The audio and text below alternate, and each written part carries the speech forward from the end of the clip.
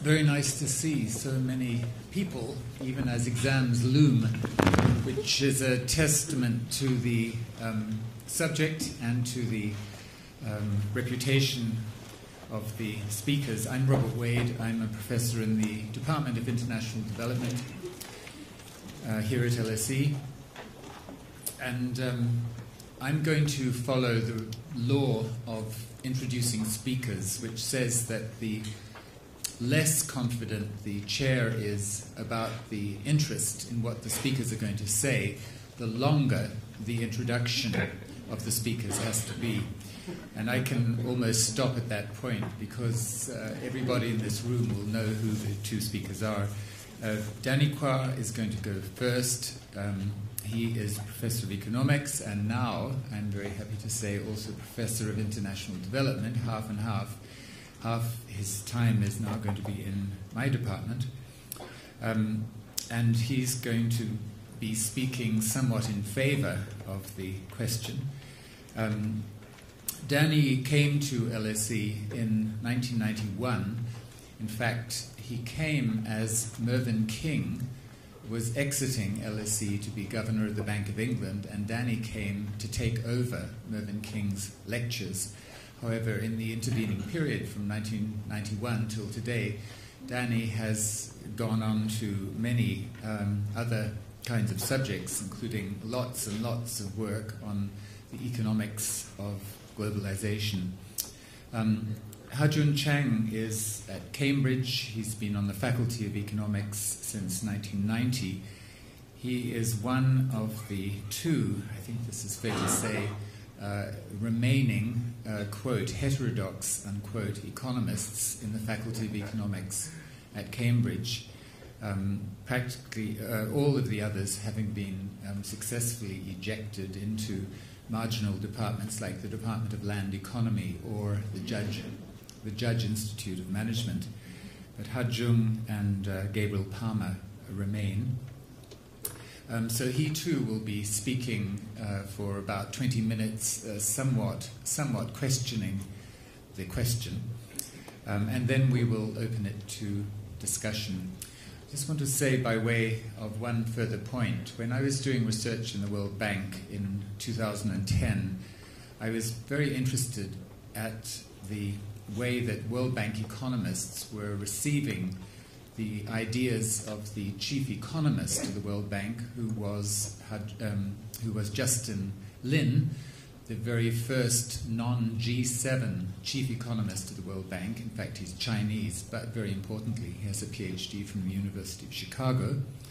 And he was using his position as chief economist to promote what he called new structural economics, which was a kind of a code for industrial policy. And so I was interested in how other World Bank economists, including in his own vice presidency, were receiving these ideas of a more proactive role of the state. And the answer is they were receiving it with great skepticism, which was summed up by one who said, "For every Korea, there are 100 failures. Who would you put your money on?" And with that, he simply closed down the whole discussion of industrial policy, assuming that industrial policy means doing what Korea did. If you don't do what Korea did, then you're not doing industrial policy, which is a complete nonsense. But anyway, that was the current of thinking in the bank. So, and when he left in 2012, to the best of my knowledge, his ideas of new structural economics left with him. So with that introduction, that's where the wider debate in the world out there is. Danny.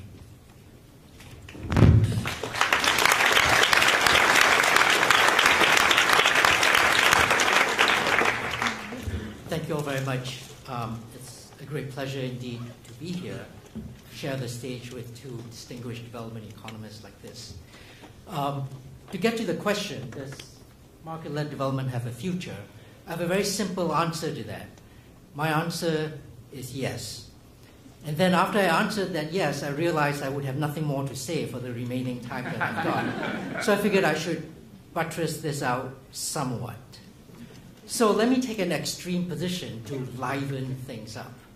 I will say that the answer to the question is not just yes, but that indeed, more than that, market-led development is the future.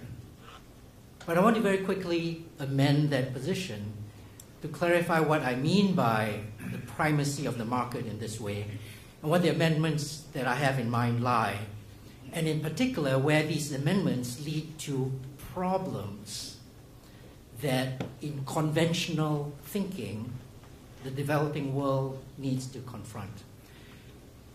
So having answered yes, I'll jump to how the common mindset on markets comes with baggage. And a lot of that baggage is inessential at best, but it's actually obstructionist and destructive at worst. Among that baggage are issues that have to do with whether markets, the concept of markets, the practice of markets, are essentially a Western advanced developed economy phenomenon. Are they native only to developed economies? And therefore, when we ask this question, are we actually asking about whether markets, the ideas of markets, need to be exported to developing economies? Put that another way, for the developing world to develop, do they have to become like us? I will argue that market-led development does not need this baggage, and indeed it is by jettisoning this baggage that we can come to a better understanding. But I do think there's a problem, and here's where it is. It is a truism that we live in an interconnected world. And in this world, there's some extent distribution of power and political legitimacy. And this is a distribution that informs and conditions global leadership. And where we sit today is the midst of a recession that will not go away. And in this recession, the global economy is desperately seeking sensible world governance. But in this search, we stumble over and over again on a confusion between global leadership and global hegemony, the latter being an idea that ought to be past its sell-by date, but instead is making a comeback. It might never indeed have gone away because it takes different guises. Now here's the problem. With the deep recession in the advanced economies, confronting a developing world that seems to be going great guns, blame and accusation, others are stealing our jobs, is rife. And economics, my profession, is dangerously re-energizing this call for global hegemony and protectionism. We now are in a world where political leaders look for parochial populist interests for support to seek containment of chunks of the emerging markets. So where I come down on at the end of this is that I will argue that there is now an unholy alliance. An unholy alliance between those who want the best for emerging markets, but want the best for emerging economies, but argue against market-led globalization, an unholy alliance between them who want the best for emerging economies and others who don't, or at least don't care much about developing economies, so long as their own economy does better. And that is the problem. So I want to do this, I want to make this argument in 3 chunks.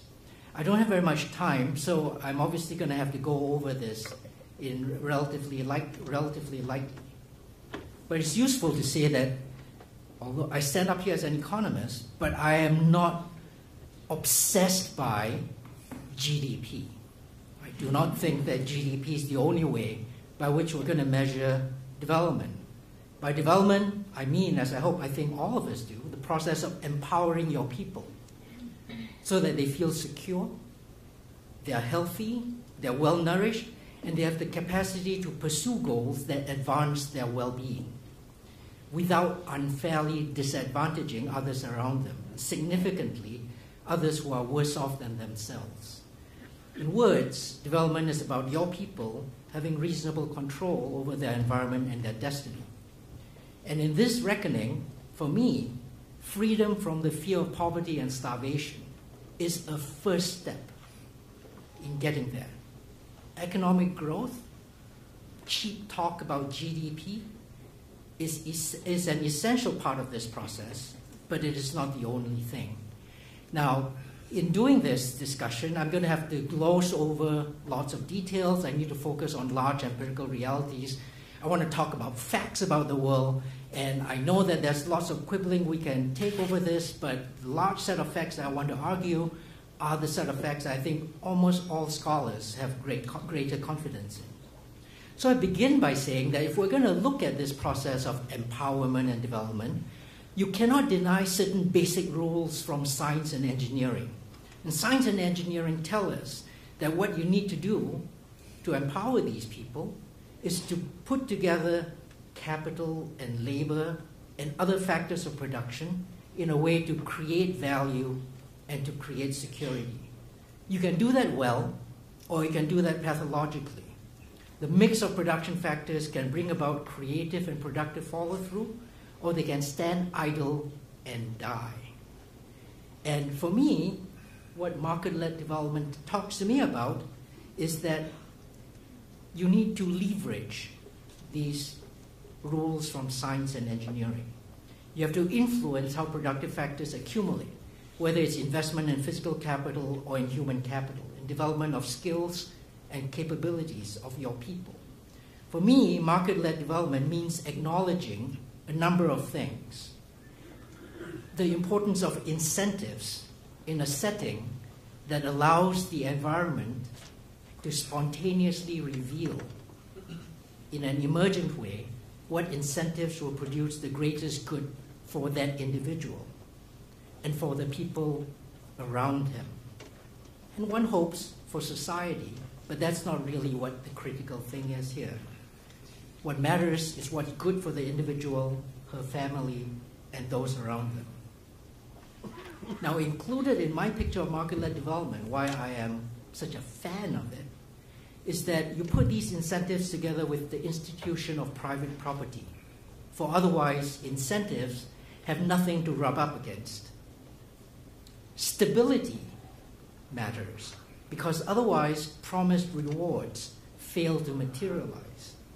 So I note in passing that I include in this description incentives that reveal the benefits of schooling and building skills, that reveal the returns to investment in machines and in public infrastructure. And a stable environment is needed because these returns only emerge over time. So I summarize my view on markets. You need laws on private property, you need appropriate incentives, and you need a stable environment. And with that, resources are allocated productively, and growth and development in the empowerment sense that I referred to earlier then occur. Now, beyond this, I'm completely agnostic about markets. I'm not a market fundamentalist. I don't think that markets and only markets deliver these outcomes. I'm quite happy to look at alternative mechanisms that proceed with these three criteria. But for me, this is the core of what market-led development means. I don't see the use of proceeding with axiomatic reasoning at this point. I'm going to go look at evidence about the world. And the striking example that I use here is modern-day China. By every account, China, according to the rules that I laid out, has worked out how to implement a market-based economy. In name, it is socialist. It's run by a communist party, but it is a market-based economy in the sense that I've described. And let's look at what's happened in terms of incentives and signals. What has that delivered? Over 600 million people in the last 30 years have been brought out of extreme poverty. China has become a major economic power, growing 40-fold in the 3 decades following. Per capita incomes have risen 15 times. China has single-handedly driven the global economy. After the global financial crisis, when the rest of the world lay in ruins, China added to the world economy $4.5 trillion at market exchange rates, not in funny purchasing power parity, but $4.5 trillion, 3 times what the United States economy did. China is driving the world innovation on renewables, on green energy, and solar manufacturing. Yes, technologies that are not as sexy as the latest iPhone, but perhaps technologies that will be much more important for the world than what Apple Computer delivers to the rest of us. So here is the bottom line where I come out. We're standing up here in this audience because all of us believe development is a hard thing to do. You can announce that there are these principles that we need to follow, but in practice, it is extremely difficult to implement. The best examples that we've got are where small island economies like Singapore, to some extent, Hong Kong, to a different extent, have been able to follow these rules and principles and achieve an interesting outcome. Development is just plain difficult. It's plain difficult to do in small economies. It's difficult to do, it must be impossible to do elsewhere. But here's the thing then. When you look at China, China is the world's largest country. It's got 1.4 billion people. It is the complete opposite of Singapore in that regard. So when we realize that China, looking over these facts, the world's largest economy, has also racked up the world's fastest growth rates and has been able to sustain the global economy at a time when the global economy lay in ruins, when Western advanced economies could do nothing to mobilize their economy. I, and I think many others, come to the realization that my friend Kishore Mahbubani at the Lee Kuan Yew School articulated. And that is that when you realize what China has done, it is like realizing that, okay, I'm sorry, the slides are a little bit off. It is like realizing that the fattest kid in school has just won the marathon and had the 110-meter race. And it's done that through a market-led development process. I've got a little bit more time, so I get to develop my case a little bit more. Most of us are indeed opposed to a simple, naive view of market-led development. And that's because the rest of my presentation, market-led development comes with a baggage. It comes with an intellectual baggage along the lines that I've already described to you. So let me describe that baggage by saying how the rest of the world criticizes some of the development path in China. One large criticism is that China is rapidly coming up to a middle income trap. And it's coming up to a middle income trap for many different reasons. It's invested too much, its people are going to be too old, its governance systems are just wrong, its political system is inflexible. There's a mismatch between its market-led development, its economics, and its politics. It does not have a traditional system of Western-derived liberal democracy. And that is a reason, many people say, that the middle income trap will catch China. And indeed, when the World Bank reports this, they say of the 120 economies or so that are either poor or middle income in the 1960s and the 1970s, only 13 have been able to evade the middle income trap. And these 13 are the ones that have desirable properties. This is an observation made by, among others, Darren Acemoglu and James Robinson in the book Why Nations Fail, and many other observers. I want to argue against this position.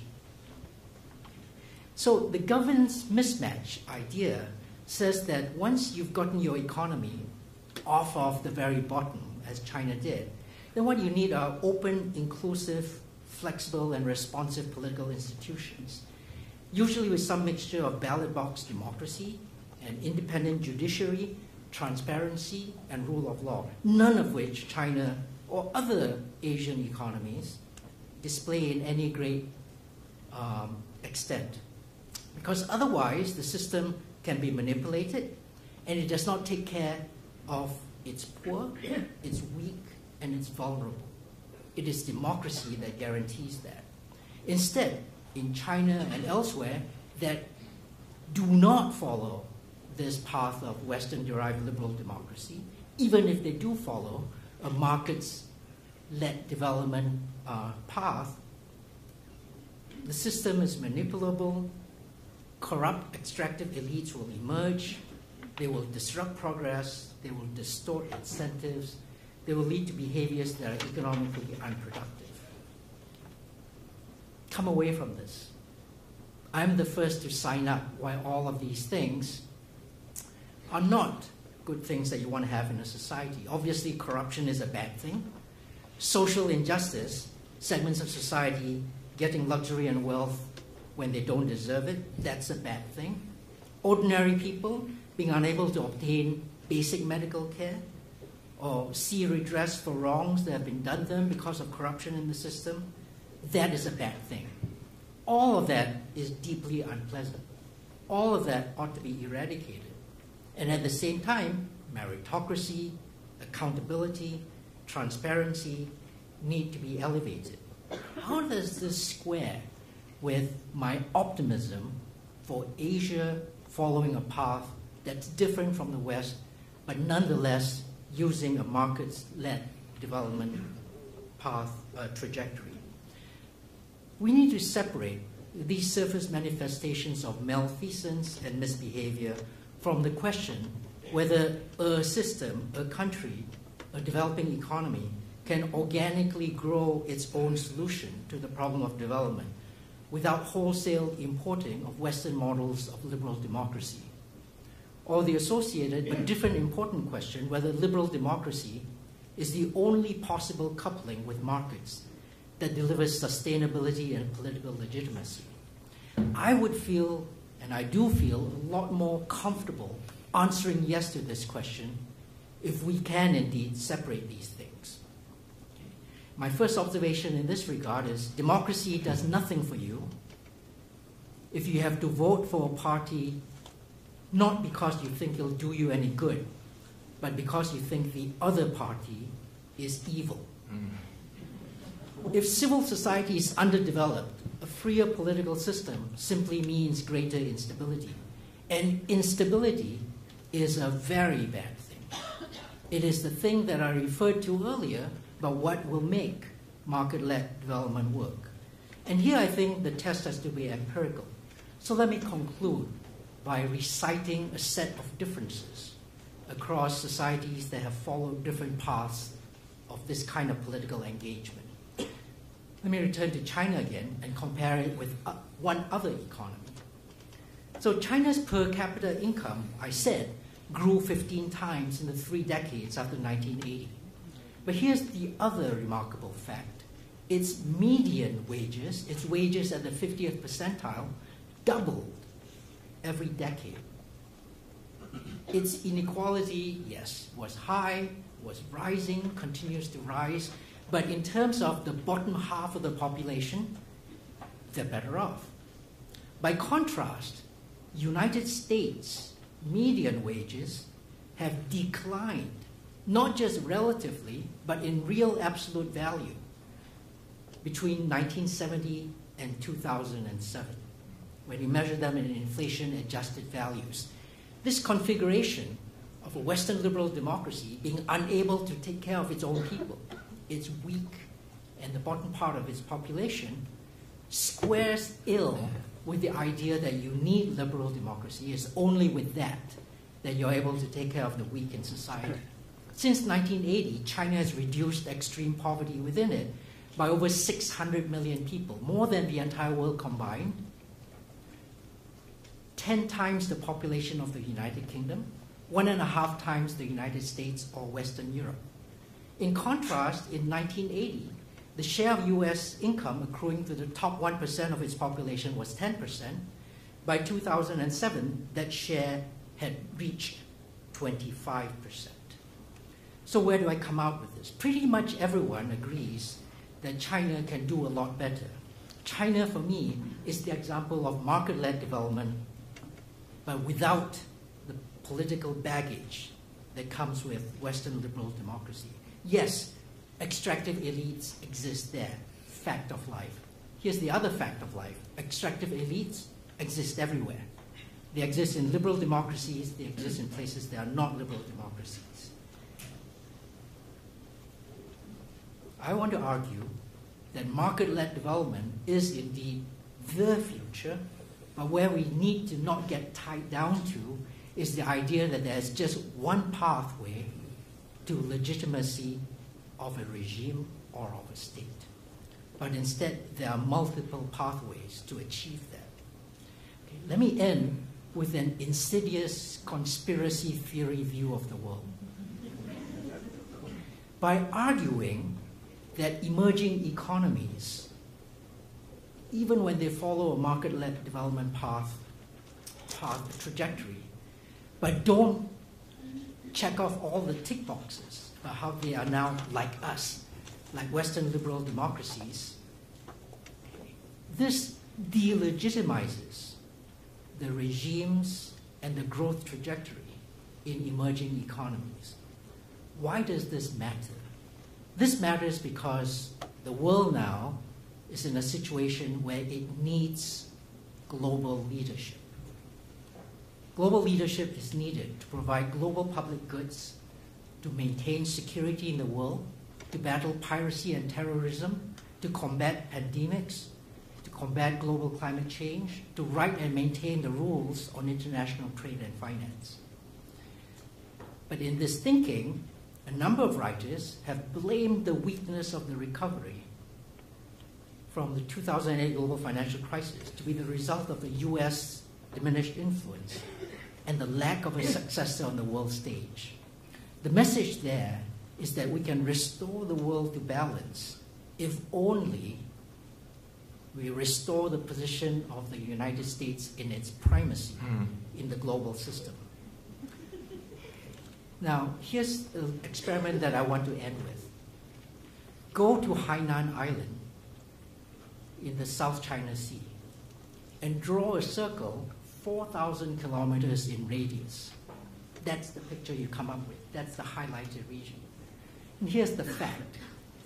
That region contains about 25 million square kilometers of land area, with it 1/16 of total world land area, 1/6 of total world land area. In that circle, more than half the world's population lives. More people live in that tiny circle than live outside it. In a system that you believe the primacy of democratic ideals, it is those people who need to determine how the system of global governance runs. But that is not indeed how the world runs.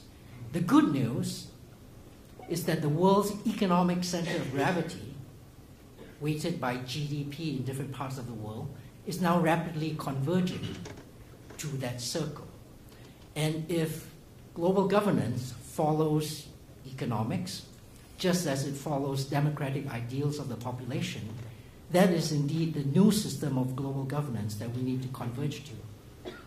But what it also means is that it is sharply different from this kind of a world. For most of the last century, the world's political center has sat firmly on the transatlantic axis. More than that, it's sat in just Washington, D.C. So we're rapidly coming to a situation where market-led development in a part of the world that refuses to make friends with the same set of political ideals that we think they ought to have will soon be the world's economic center. The world's economic center will soon be 10 time zones distant from the world's political center. This fractures the world's global economic and political landscapes, and it sets up a tension between how economies perform and what global governance looks like. And we need to repair that fracture. So thank you very much.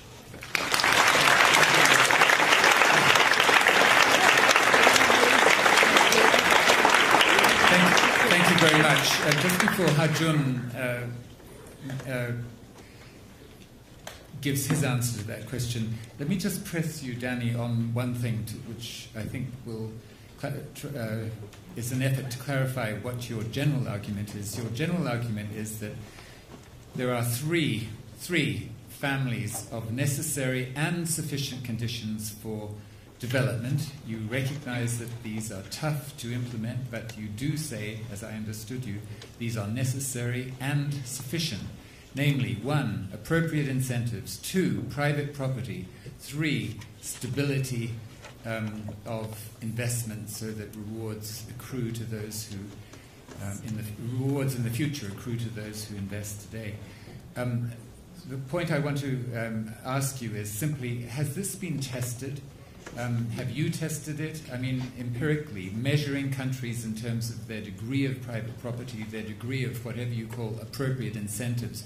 The danger is that that's a complete tautology, because if it works, then the incentives must be appropriate. If it doesn't work, then obviously the incentives were inappropriate. And so the question is, how can you get out of a tautology? Okay. We can have a further discussion on this subsequently as well. But let me quickly address your point by saying I don't think these are necessary and sufficient conditions, and I think there are different mechanisms by which we can achieve these lacunae. Okay, I did hear you say that they were necessary and sufficient. That leaves open the possibility of different ways to reach those necessary and sufficient conditions, which is the point you just made. Okay, so Ha-Joon. Yeah.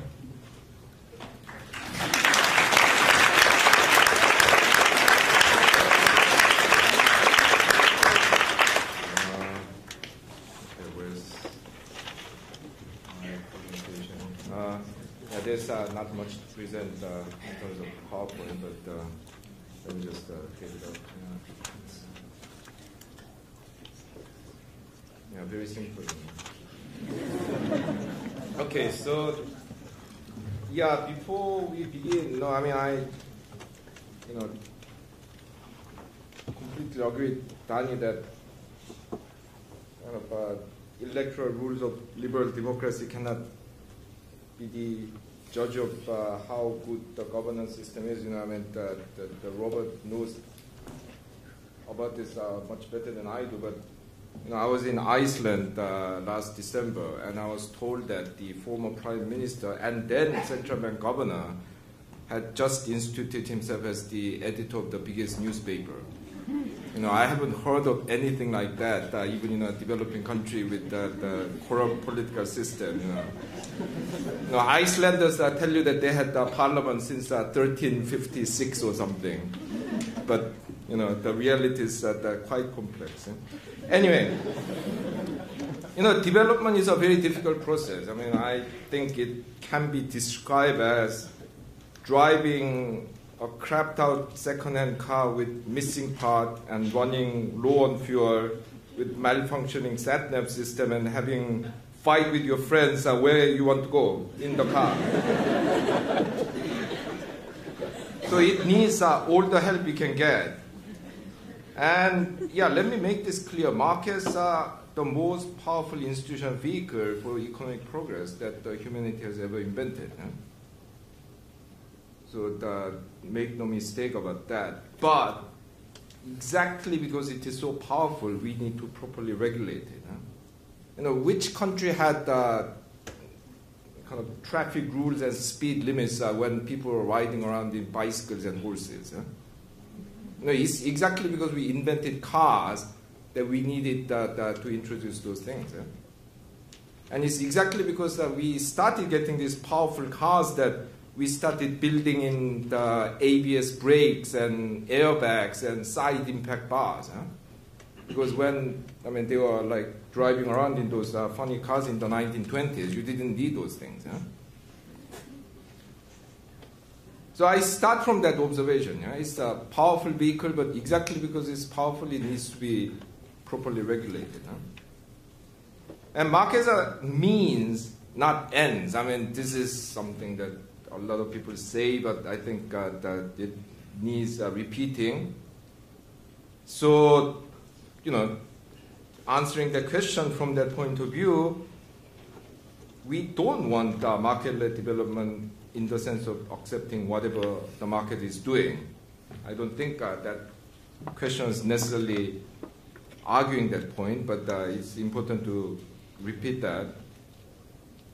Yeah, I would accept or even expand markets when they are helping us achieve development or whatever other goals that we are pursuing.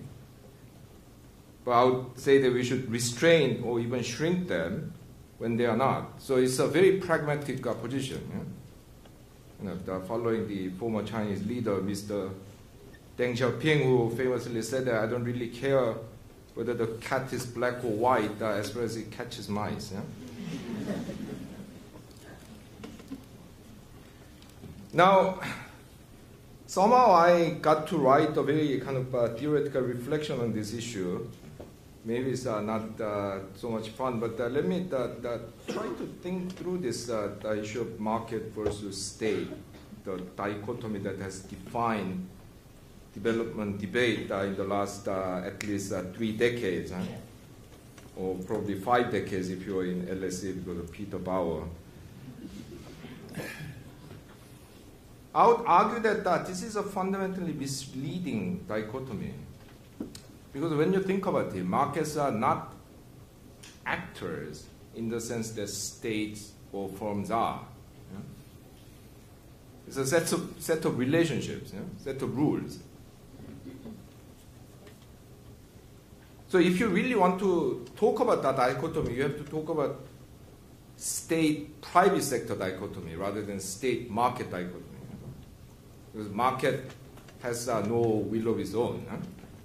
Now, I think even that is not very helpful because the relationship between the state and the private sector is complementary rather than antagonistic. Of course, many economists will tell you that they are when they talk about crowding out, when they talk about the need to deregulate and get the state out and so on. But, you know, in the end, you need a well-functioning state to have well-functioning markets and vice versa.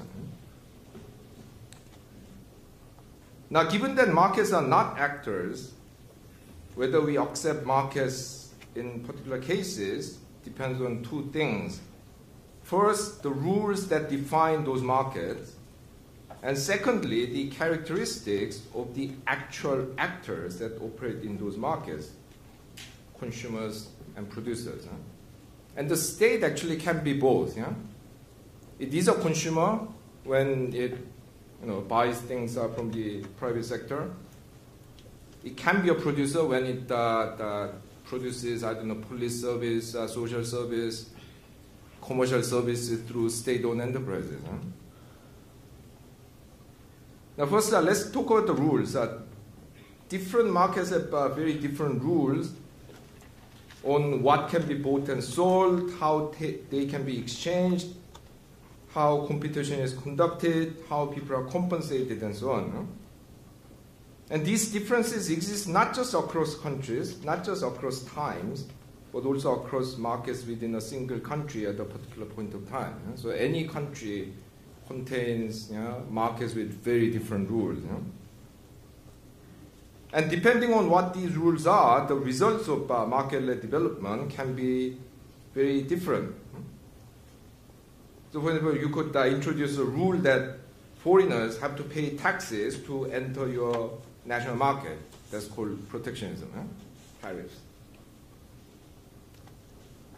Or you can introduce a rule saying that we give tax advantage to those who invest in machines rather than, say, houses.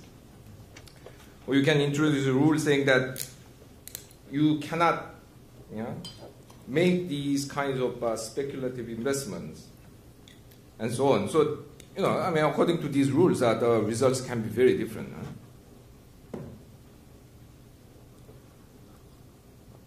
Now, which are the right rules? Now, actually, as I argue in this book and elsewhere in more academic papers, these rules cannot be, in the end, chosen through some kind of scientific laws. they are in the end politically constructed. Is there any reason why we shouldn't have slavery in terms of pure economic reasoning? Well, there are these economists who make the so-called libertarian case for voluntary slavery. If I ask Robert to give me, I don't know, £5 million and promise to work as his slave for the rest of my life, he didn't force me. I volunteered for it. Who are you to say that I shouldn't do that? We have £5 million.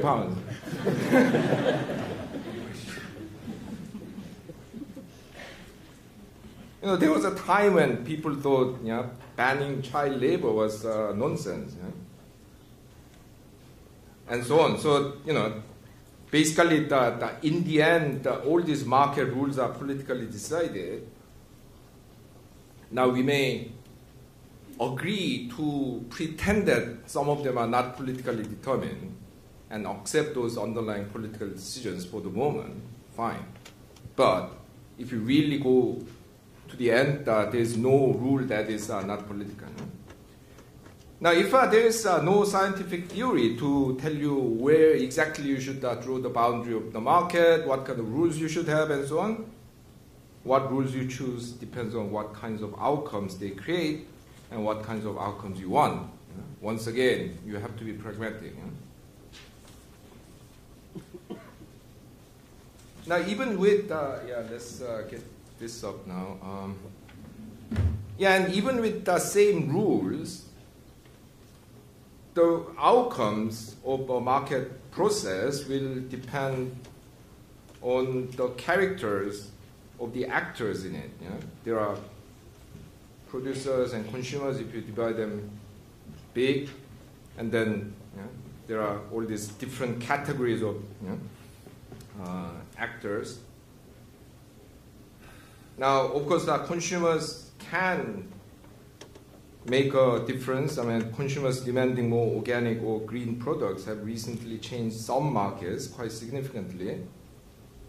Many governments have actually significantly changed the course of their economic development by acting as a particular type of consumer through government procurement policy. The Japanese computer industry and the Finnish the mobile phone industry would not have existed if the Japanese and the Finnish governments bought these rubbish products from their own national companies for a long time. No, because they were rubbish.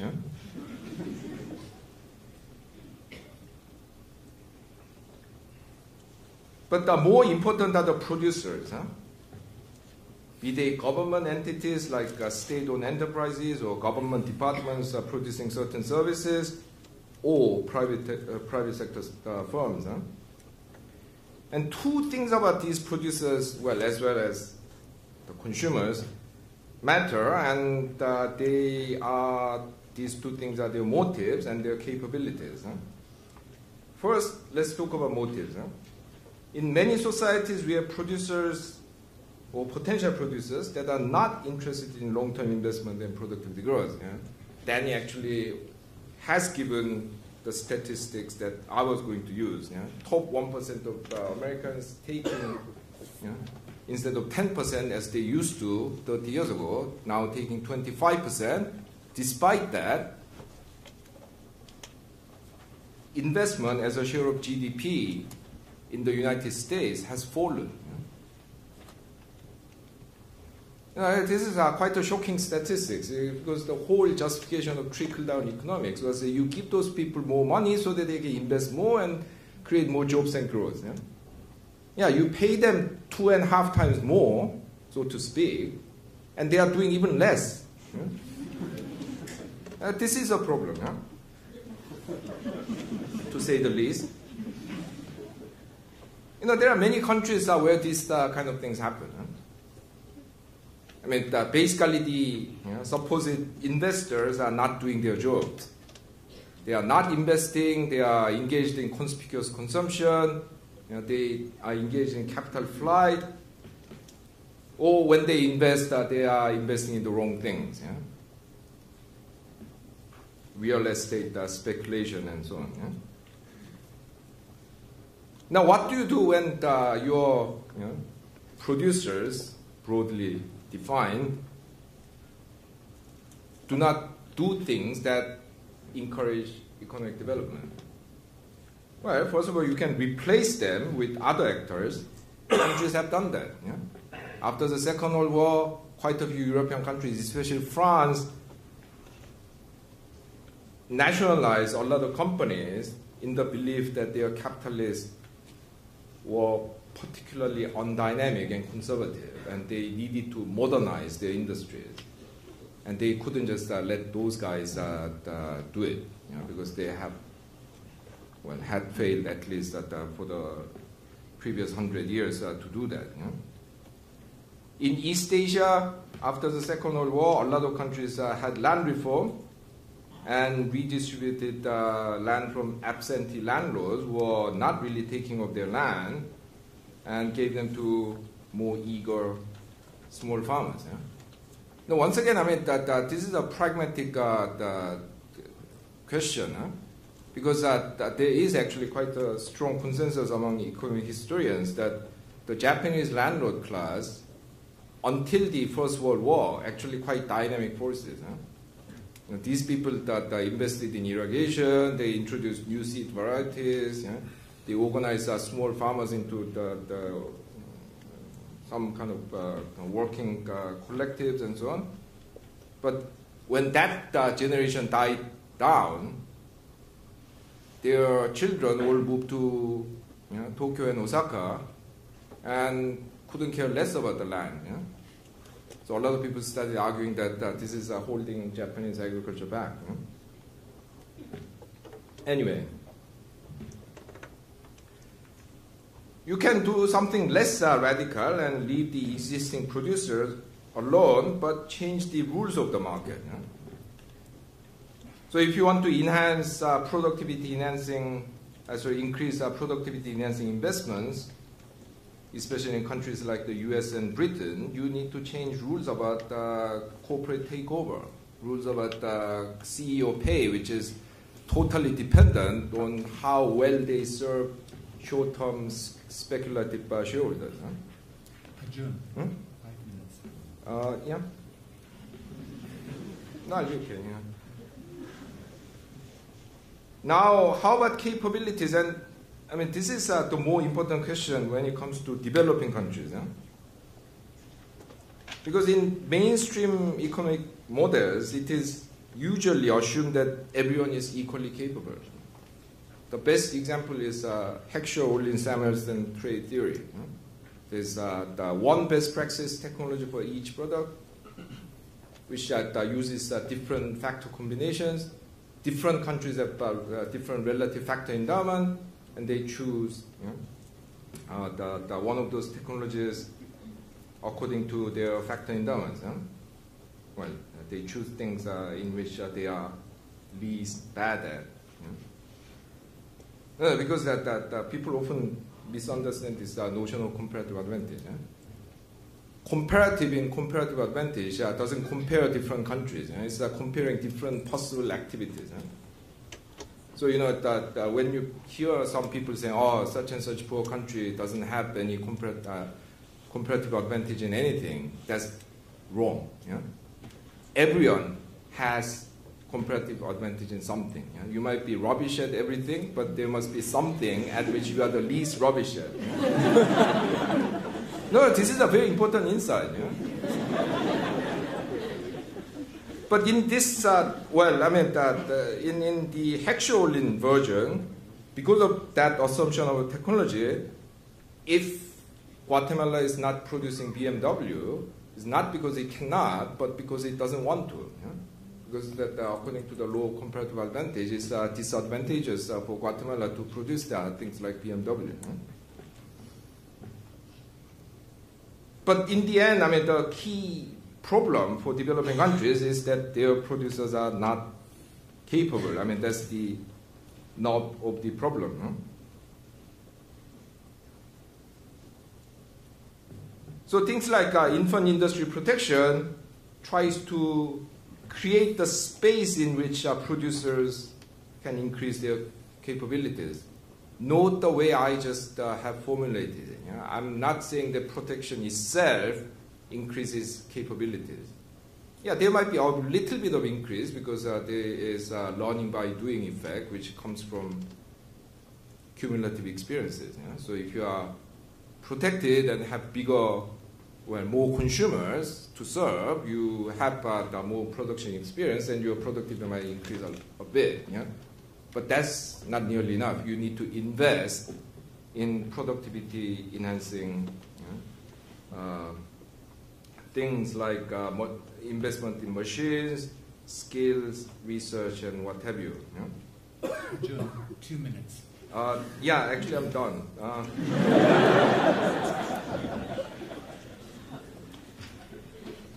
So to summarize, markets are the most powerful institutional vehicles for economic progress.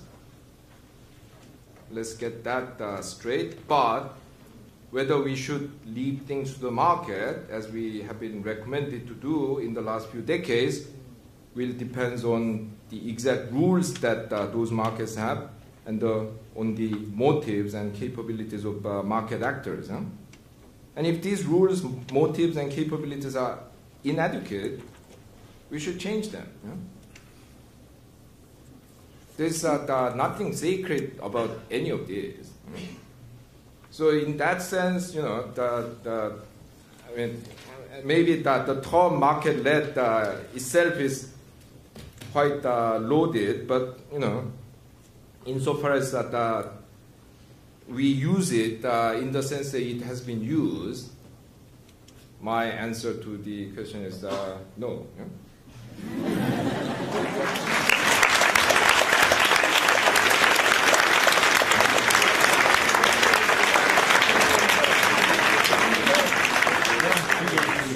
Okay, well, one of the themes that ran through that is about markets, the role of markets and the role of states.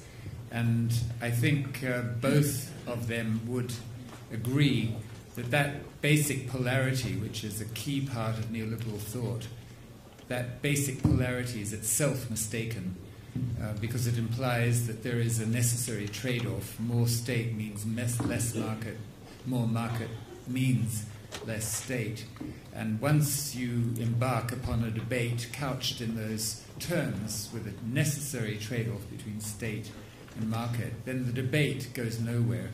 I think it's much more constructive to think of the state and the market, meaning small and medium enterprises, and number 3, giant global corporations, and number 4, civil society, and a kind of quadrilateral relationship between them.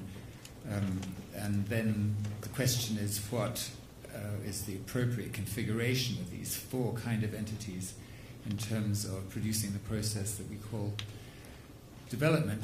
And so there are all these kind of issues. But then Danny did talk about something towards the end, and I think we should not lose track of this second big theme. It came out in the context of his analysis, and he's got a great deal of publicity from this analysis about the changing location of the economic center of gravity of the world, moving from the mid-Atlantic in 1980 to somewhere near Turkey at the moment, and going quite quickly in an easterly direction. And then the question becomes, okay, so if this happens in terms of the economic center of gravity, what happens to political power? To what extent is political power, that is power in the World Bank, in the IMF, in the G20, in the Bank for International Settlements, and the International Accounting Standards Board, and so on, and so on, and so on, in the UN, to what extent is political power following this trajectory of changing economic weight towards the east, not towards the south, towards the east? So these are 2 big sets of issues, and actually, just before we begin, do you want to quickly comment on either of your presentations? No, I mean...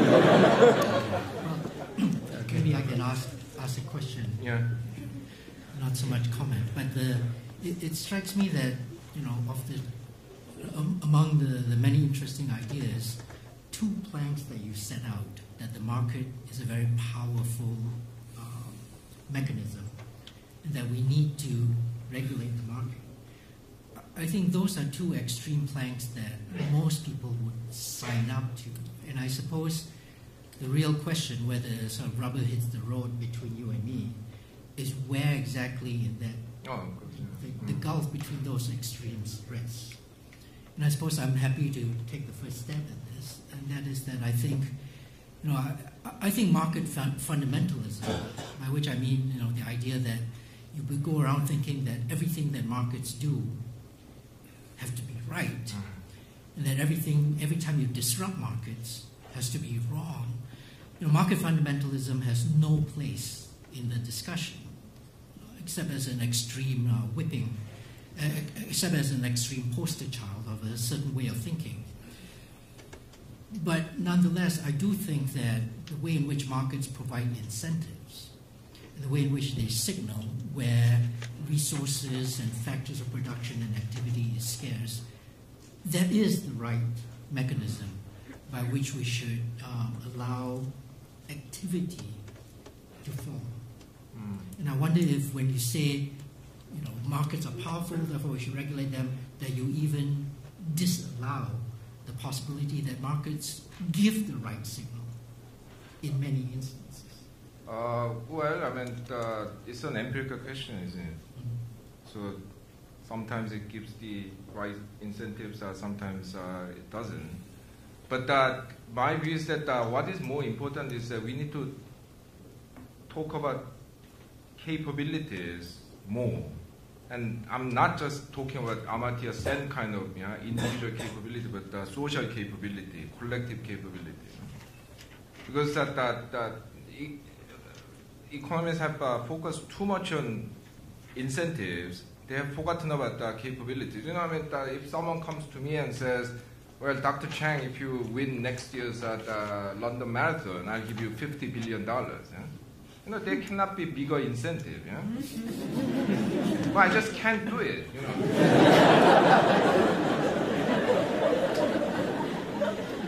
So that we also need to think about ways to raise capabilities, and some of these might require restraining certain parts of the market, in the sense that, you know, let me give you a striking example. Back in 1955, all the 12 Japanese car companies put together built 70,000 cars. The same year, General Motors alone produced 3.5 million cars. The United States as a whole produced 7 million cars. So if Japan opened the car market at that time, the Japanese auto industry would have been wiped out. Yeah? But in the end, I mean, because Japan protected its car producers, in the end, the whole world benefited. Yeah? Because they produced more fuel-efficient car, they had revolutionized the method of mass production and invented the so-called lean production system and what have you. So, you know, once again, it's an empirical question. I'm not saying that protection always brings that benefit. I mean, it needs to be well the kind of designed and the incentive to improve constantly put on the recipients and so on. But, you know, I mean, if you can produce something like that by using protectionism, why not? Along the same reasoning, the same industry, like you say, you know, the U.S. car industry was once thought to be unassailable. But in the last 10 years, the Chinese car industry, you know, which one might have said they would be in the position of being offered a $50 billion prize and not being able to run a marathon, but they have increased their production ninefold. The Chinese car market now is larger. Chinese car production is larger than all of the United States and Japan. Yeah. You know, Germany sells more BMWs and Mercedes-Benz in China than it does in Germany. Yeah, if you go to Mexico, if you go to Argentina, there are lots of Chinese cars. Absolutely. So, you know, it's I guess maybe they want us to... No, but is it really the market that started that process? Huh? Because in the beginning, the Chinese government could get a lot of technology transferred from Volkswagens of this world, exactly using the political bargaining power. It was a protected market, so if you want to come and build your cars in joint venture with our producers with lots of conditions, you can do it. So it's a mixture. It's not straightforward market. It's not straightforward government intervention. And that's the problem about framing the question. Is market-led development, does it have a future? It implies that this thing, market-led, is a clearly defined idea. And the point about Ha-Joon's remark is that the distinction between incentives and capabilities is fundamental. And markets can operate in situations where capabilities are being built up in ways that rig the market or protect the market, but it's still a market. It's not, the producers in that market are simply not exposed to international incentives. They are given some form of protection in order to build capabilities. Yeah. That is a fundamental point about development. Okay, you can tell I've got many dogs in this fight. Yes. Yes. Hi. Firstly, I'm thinking I'm 10 years too late to have jumped on the centre of gravity as it went past. But my question was going to be, why didn't Danny tell us when it was closer? But my question was going to be, so if market rules, and all markets have rules, they're not really free, they're all some rules, as you say, they are rules. If they're set politically, without just using the examples of America as Western liberal democracy and China, what political systems or governments set the best rules? Is there answers to that? Should we take? Yeah, let's take several questions. 3. Yes. Thank you. Microphone. Thank you. Professor Quah, you conflated the middle income trap with arguments, political arguments about whether people want their markets to be run with or without full democracy and civil rights and so on. But aren't there a whole bunch of economic arguments about why you might or might not want to be a middle income country? It's obvious we don't want to be impoverished countries, but is it even possible for everyone to be a high income country? And you did mention climate change.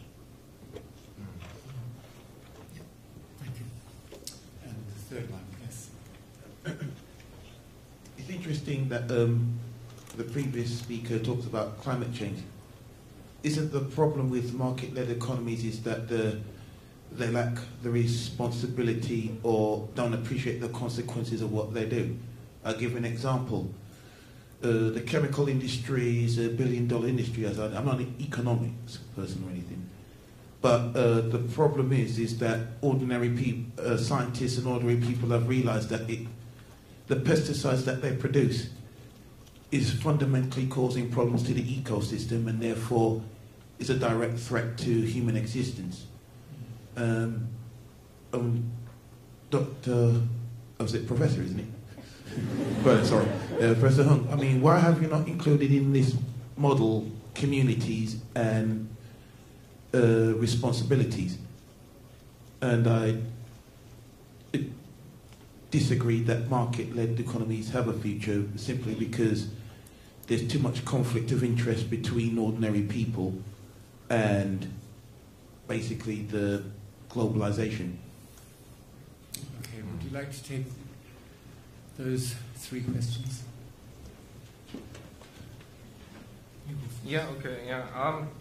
Well, is there an ideal political system?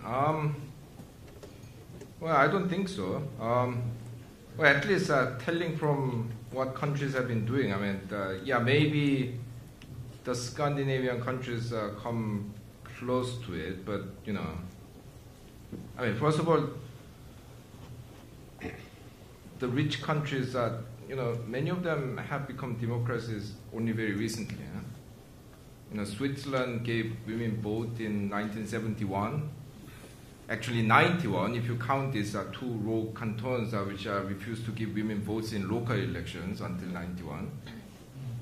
The US became, well, it probably is still not a democracy, the hanging chad and all that, yeah, but, even disregarding that, I mean, until the civil rights movement, the southern states actually had all these vote qualification requirements, which said that you have to be paying taxes and you have to be literate and all kinds of things. Yeah?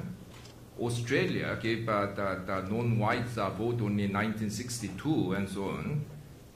So the history of democracy is actually very short and very kind of fragile. Yeah? And then you have cases like Iceland, which used to rank number 3 in the transparency index and corruption perception index in the whole world. And when the financial crisis happened, you realize it used to be run like a mafia. Yeah?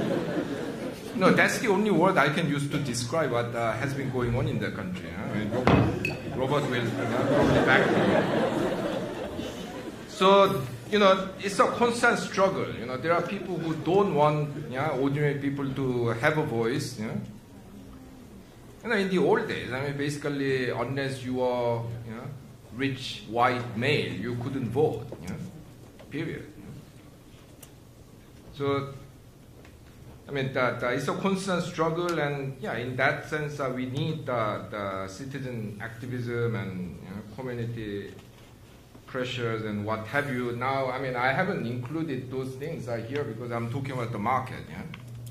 So there's an even bigger framework that I didn't talk about, but this is what I did today. And the third question, you are right. I mean, the markets take into account only things that they are forced to take into account through laws. Yeah? So you have to set those things right. Yeah? Once again, I mean, it's only a vehicle. Yeah?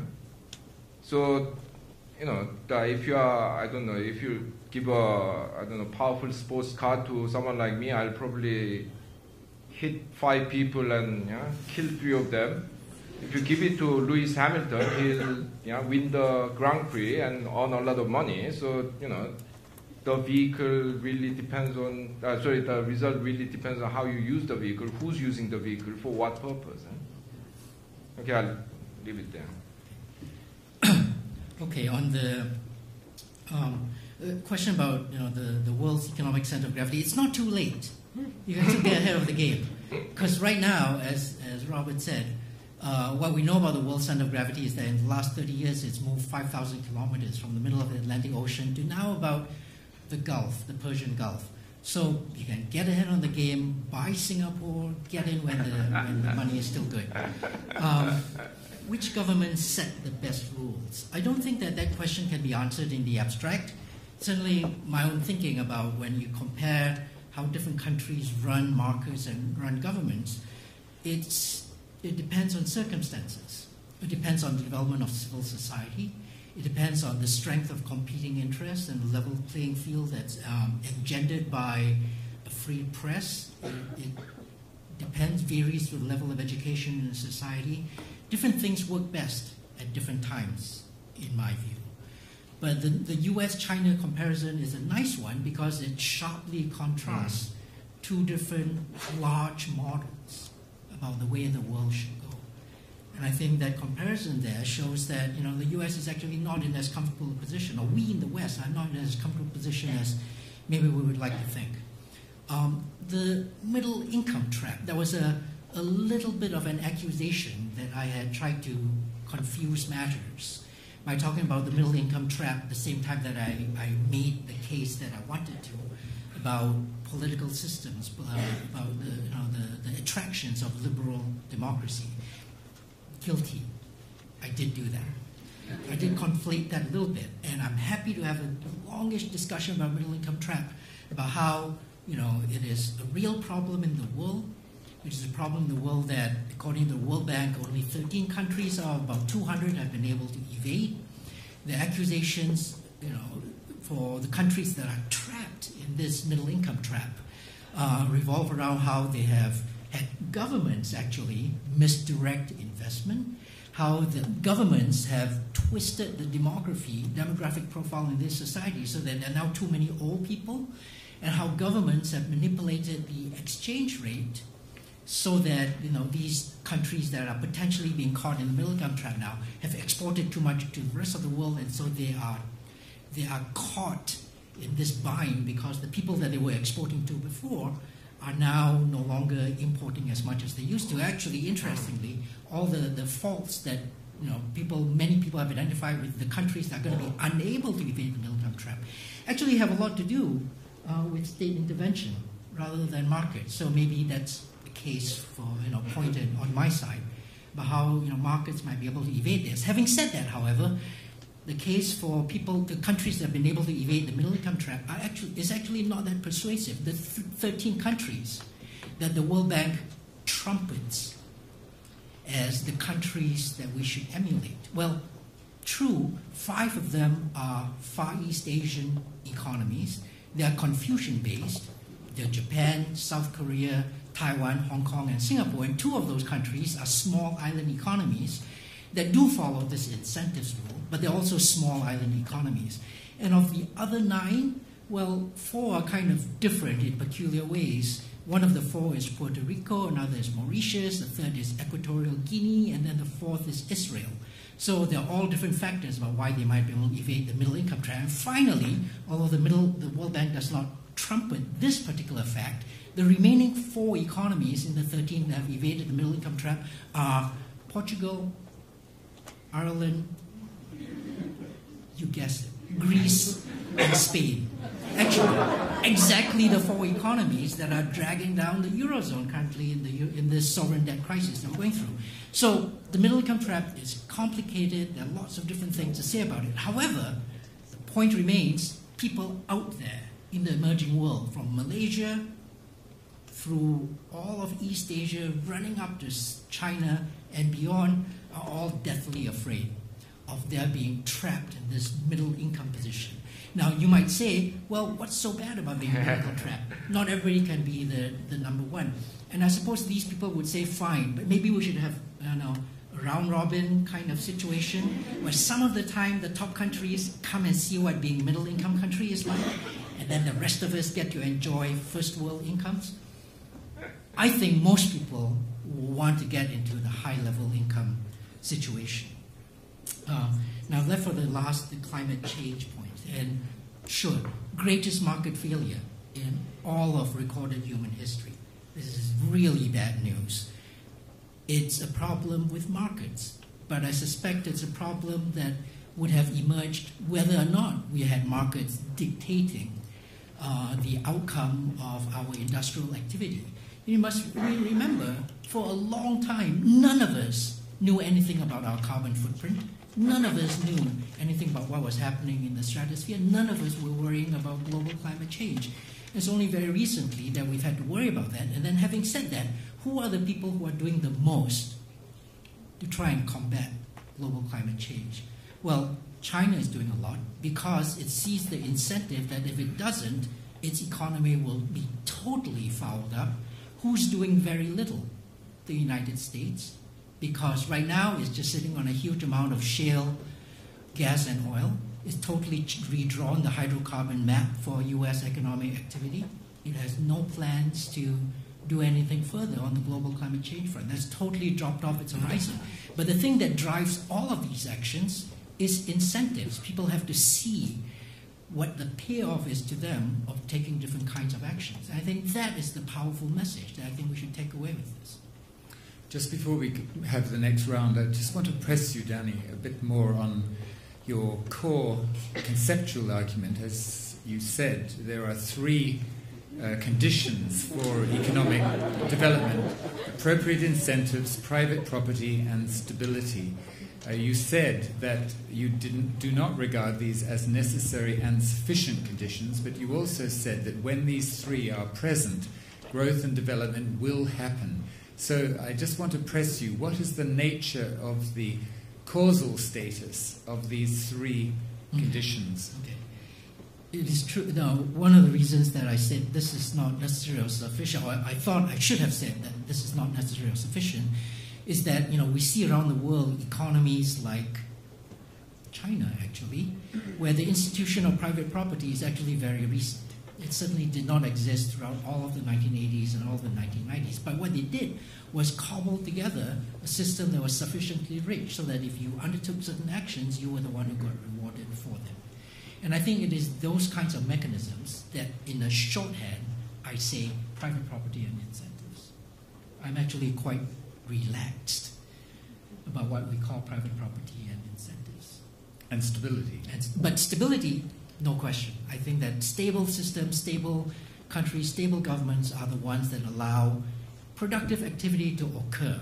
Whether they are driven by the state or they're driven by markets, they are the ones that allow people to have reasonable planning horizon, to know that if they plant something, if they put together a factory, if they undertake certain kinds of contractual agreements, that the payoff will be there for them. So I think stability is absolutely key. And the reason that I think that the usual strictures of Western liberal democracy don't unnecessarily fit for purpose is that in many circumstances they will not necessarily lead to stability. Okay, so the conclusion I draw is that you do think these three conditions are necessary and sufficient conditions. I don't see any other interpretation. All right, yes. I completely agree with you about that no country or no one in the East would want to be trapped in the middle income. They would want to aspire for higher income. I find it quite interesting that you compare the West and China, the US and China, because US, Britain are very old capitalist countries. China is, whatever you say, is obviously a new player, okay? I mean, relative in that sense, I guess. It kind of comes across like the reasons why the US and Britain are not doing really well is because of the fact that they are liberal democracies, so to speak. That's the way it comes across to me when I'm sitting and listening to it. And I don't particularly think that is the reason why the Western capitalist countries are lagging behind. Uneven development always gives you that kind of scenario, if you like. And I would argue that the reason why the West, particularly Britain and US, are lagging behind is when, as always happens, production moves to other countries because of competition and all that. There has been a real lack of initiative and political leadership to be able to really assess that as your main production centers are moving to the east, you have to think about how can you make your country more productive. Rather, there's been a lot of investment, speculation on financial services, which ultimately don't really create value in the sense of what value means. So I'd say that is probably more the reason why the West is lagging behind and not anything to do with liberal democracy. And by the way, I wouldn't necessarily argue or say that the values which are freedom to speak, free press, all these things, democracy, healthy opposing factions and everything else, for me it's a universal right, if you like, that I clearly would prefer as well if the Eastern countries that are doing really well also, as people, civil society argues and fights for those rights because they're not particularly linked to just the West. I mean, that's not how I'd say it. Okay, thanks. There's a question back there. Yeah, Professor Chang said, you said that different markets have different rules and that those rules are politically constructed. So they also, I suppose, may be deconstructed. I mean, when market actors create artificial situations to fight government actions aiming development, I mean, when the market elite have no interest in a country development, what should be done? I mean, what can rules do for us in this situation of political struggle? And third question. Okay. About so, Danny, because you mentioned the definition of development, and I think it's quite comprehensive, covering human rights and everything. But when you mention the case of China, it seems that when you measure whether a country is really successful, the only thing I hear is mainly still economics, rather than the other human rights or other things. So I think if we're simply comparing China and America, one thing is we look at where do people move.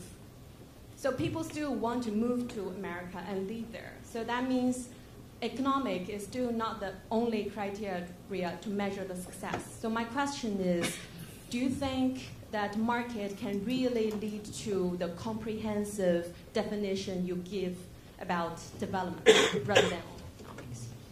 Okay, those are 3 questions. Would you like to take those up? We have to end in about 6 minutes or so, so just be patient.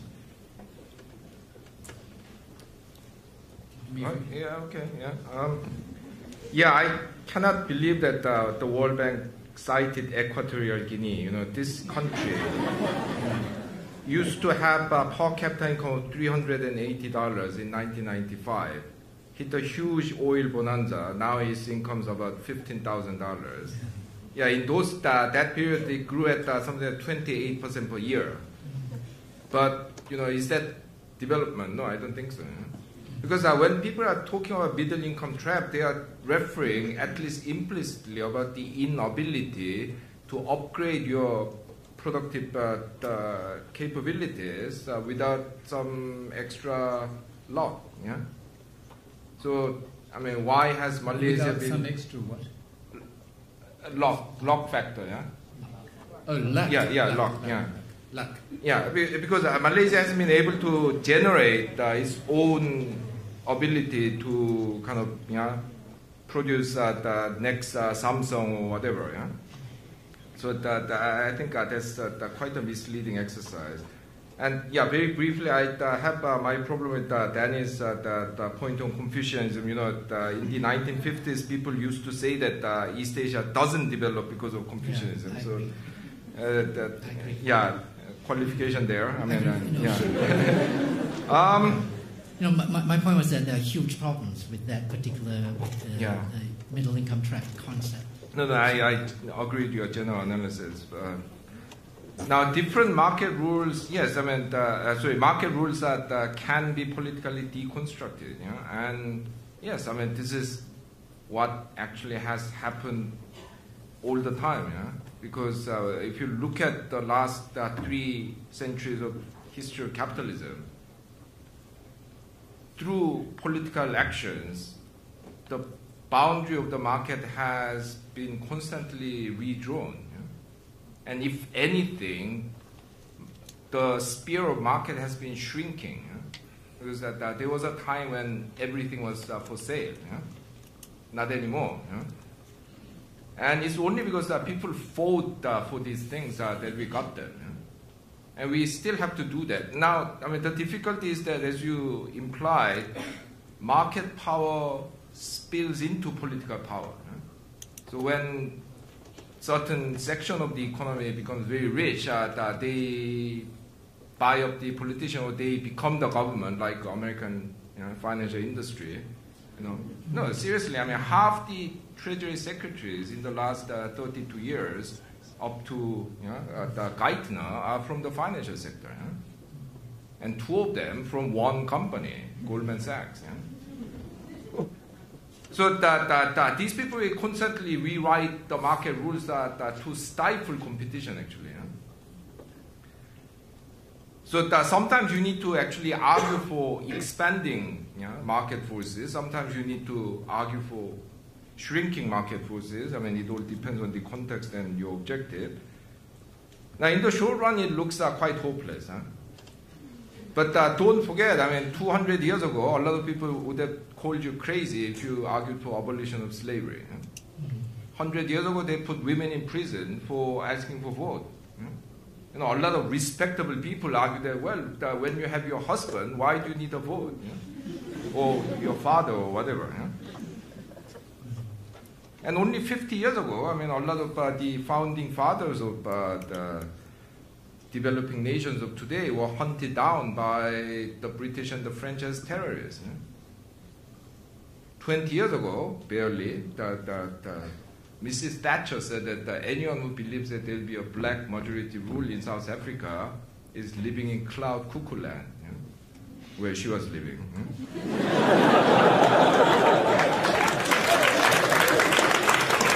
So in the long run, these things happen, I mean, it doesn't go straight, zigzag, backward, and so on. But these things happen only because people fight for it. I think we can take just one more question. Yes. Can I answer? Okay. Go ahead. Yeah. Sorry. Can I answer the last round, Rob? Did you? Yeah. Go ahead. Yeah. Okay. Question about why compare U.S. and China, and again, I'm a bit mischievous when it comes to these things because I figure that by doing these things in a stark way, we get to draw out general principles. But there are three things I want to say about the U.S.-China comparison. First, I'm not saying at all that liberal democracy is at fault for the relative decline of transatlantic axis. Far from that. But I am saying, if we ask, does liberal democracy take care of its poor? In the systems that we see in the world where liberal democracy is most entrenched, does it guarantee that it takes care of the poor and the weak and the disadvantaged? Quick answer to that is no. We see that in the example of the United States. Now, there's a whole range of factors why different economies perform differentially, but that's also part of the point, that there's no silver bullet, single factor, liberal democracy, market versus state, that will explain differential performance. It's the combination of all those things, but that combination should also give all of us a little bit of humility. That we're not going to go around saying there is one magic thing you need to do to your economy and then stand back and just watch it grow. It is not. It's a whole combination of things, but it's precisely... Three things. It's precisely by looking at these three things that we will get some further insight. Okay. Now, and then finally, on the question about China and whether I have misled people about, when I first started talking about this broad issue of development and then I did the China GDP obsession. I'm not obsessed with China's GDP. Let me point out that, the United States today has a level of per capita income that's 6 times that of the United States, that of China. China today, in per capita terms, is poorer than the per capita income of 9 countries in Africa. To hold up China and say that this has failed because people are not flocking to China, but instead of flocking to the United States, I don't think is an appropriate comparison. There's lots more to do. But I do want to say there are lots of things that are going well for it, and we need to give it need to properly acknowledge those successes. Okay, I think we have time for just one more question.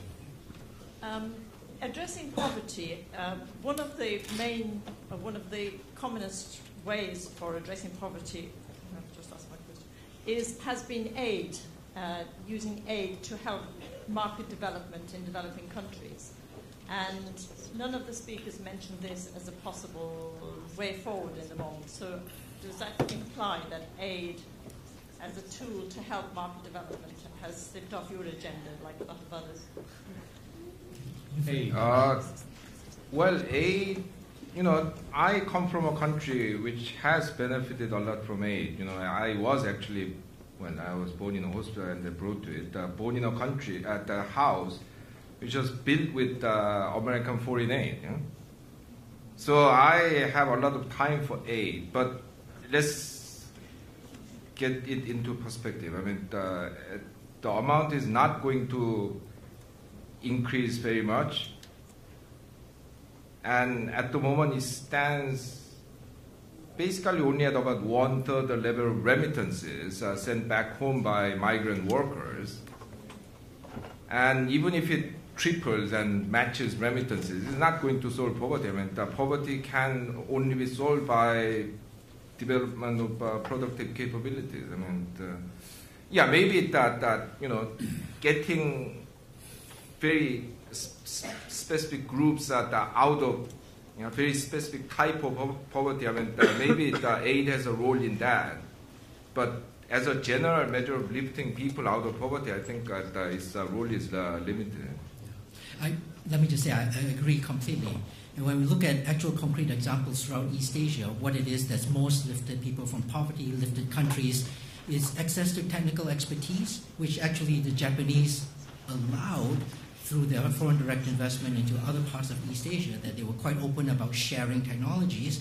And the second thing is market access, being able to sell the goods that you produce elsewhere in the world. So if the West really wants to help the East, really wants to help the emerging economies, open up your markets.